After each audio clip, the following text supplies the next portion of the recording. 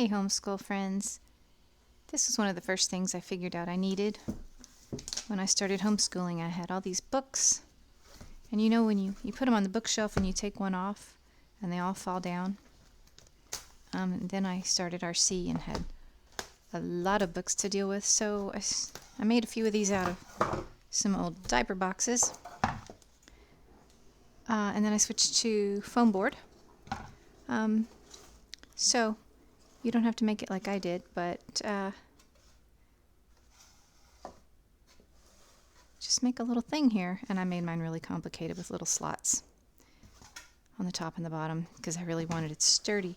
But I think just cut out some shapes and some hot glue. I know they make those little magazine things where you put things in to put on the bookshelf, but you have to take the thing all the way off to get your books out.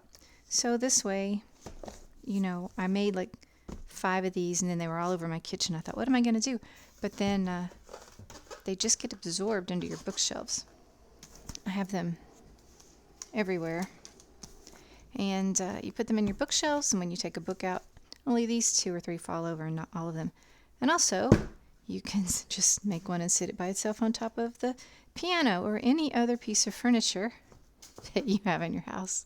And you can measure this to the size that you want to fit your books or to fit your shelf. There you go. I've been meaning to share this with you all for a long time, but it's always very noisy here. Hope you're all doing well, and talk to you later. Bye.